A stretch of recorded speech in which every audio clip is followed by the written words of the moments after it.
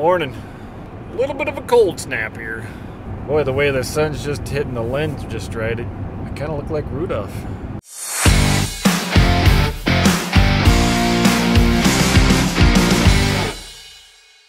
One of the first things I'll do this morning is we're hulling corn. I don't know if it's just a mental thing, it makes us feel better, but I'll start the leg and let the belt run a little while before we put a load of corn to it. I don't know if that helps anything or not, but that's what I'm gonna do.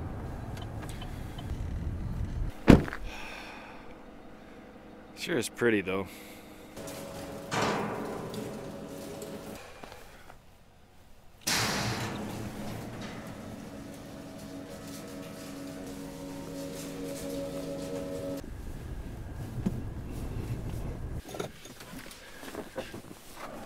I don't always start Daryl's truck for him, but when I do, I make sure it's on video.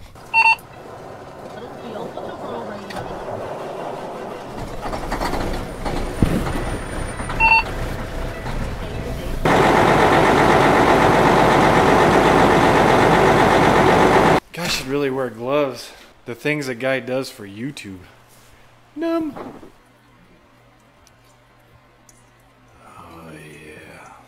So I'm not holding out on you. I haven't done anything to the planter yet. But first things first, we got an issue we got to figure it out. I don't know if it's an issue yet, but it's something we got to verify. John Deere in all their glory decided to modify the bolt pattern a little bit on these. And what I got to do is I'm hoping the original bolt holes in the old brackets that we have off of our old tractors will still work on there. What we think happened is they just added more holes, or screw holes, whatever you call them, for those brackets to bolt to. So I'm hoping what we're gonna find out is when we put these brackets on there, that they're still gonna line up with holes. There's just gonna be more holes in the tractor. And so we may drill out a few more holes to match up that, depending on what we feel like. Dad said he brought out a bracket. He brought two of them, we just needed one.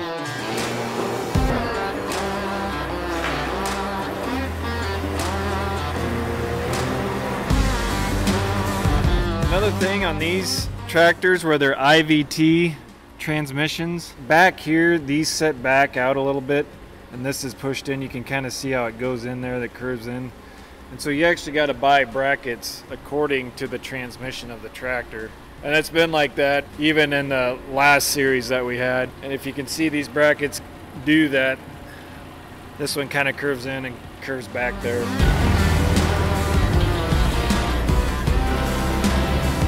Actually, how do I want to do this?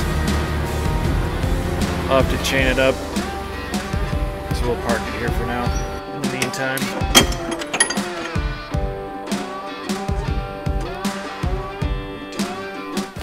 Gotta go find a chain.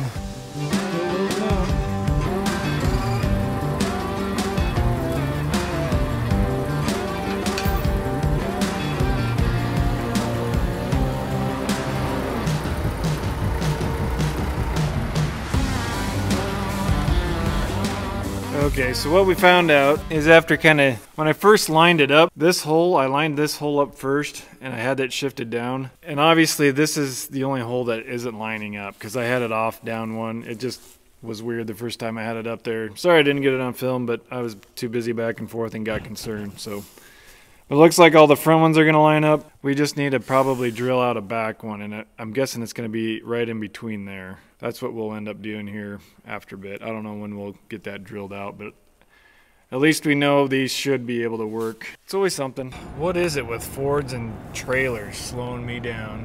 Come on, Ford guys. Actually, it was a Ram. My bad. All right, let's get to the main event of this video today. I kind of wanted to start with an overview of a series maybe of videos about planting. It's gonna get a little chatty in here, so buckle up. Planters are probably the most customized pieces of equipment on the farm. Reason why is because everybody's got different fields, sizes, soil types, just all kinds of different conditions that each farmer faces. And they all kind of like to attack it a little bit differently. What I'm gonna show you here is just kind of our version of it. Don't hold this as the holy grail of all planters, because it's just one of those things that it's going to be different for each operation and what they handle. And kind of starting out here, you're going to notice that our planters look a little different than a lot of them on YouTube, because a lot of the ones on YouTube are pull type planters, meaning they're hooked up to the hitch down there and they got long necks, tongues, and then they're pulled. Ours are mounted on the 3-point. I just want to start out here with kind of some basics of a planter. You got your row unit here, and we're going to start out by just first saying the biggest goal of ours is to get great seed to soil contact. We're going to start out here. These are what we call furrow openers. This is just going to clean the row. You're going to have some residue or clods and stuff in the way, and so that's what the job of this is. Let's move on to the next here. Okay, moving kind of on behind our furrow openers. This is what we call True V's, and there's 2 discs, and these are called our disc openers. True V, disc, those are kind of other names for it. There's going to be a lot of different names for these things. As you're going to see, they're kind of going to pinch together where they open the soil up there, and then they're kind of going to open up near the back here, and they're going to allow for this seed tube here. This is where the seed is actually dropped into the ground. And if you kind of notice in ours have the brush system, and that's for a higher speed type planter. Typically it's just an open tube that drops it into the trench. This has the brush that drags it down. In a high speed situation, you're going to want to have more control in that seed tube, and that's why they have a brush system, and different ones maybe have a belt. There's a few different ways they deal with that. This right here is just your depth wheel. This is what determines how deep those True V's go. Those are just kind of set by up here by a setting.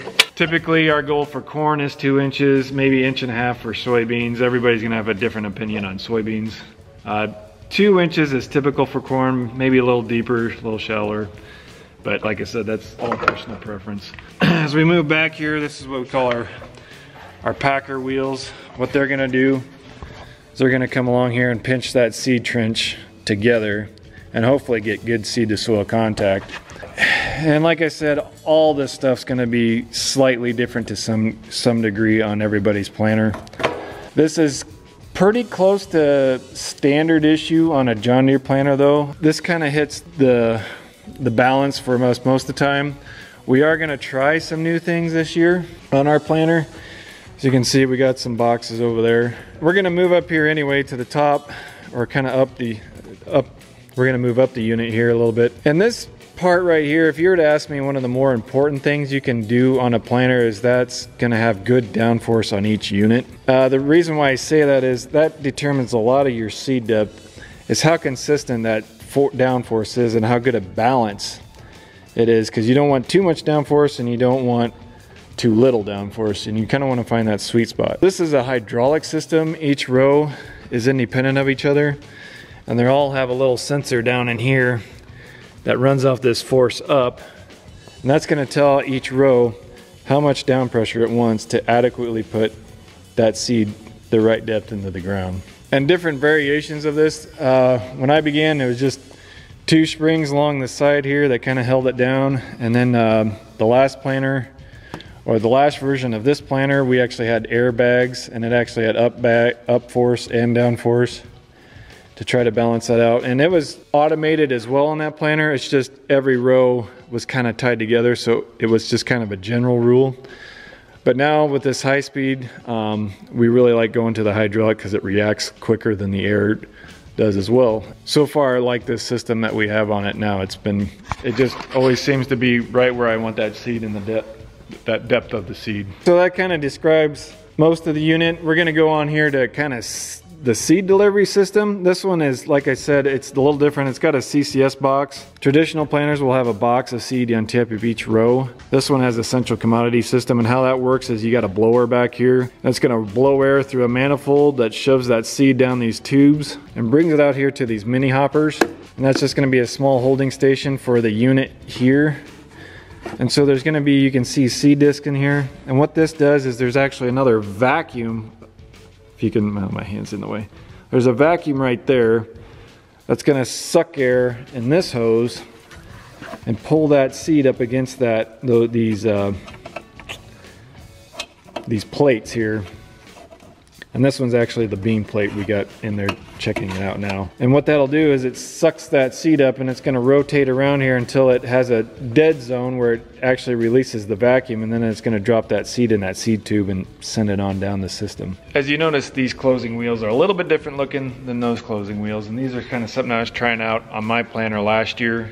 Well, this one is my planner. And I think I'm gonna kind of switch all mine to these because they're kind of a balance of slightly more aggressive, but yet not too aggressive closing system. It's gonna help crumble that trench a little bit more and not cause any sidewall compaction. Sidewall compaction is something that can happen, and we'll discuss that later in other videos.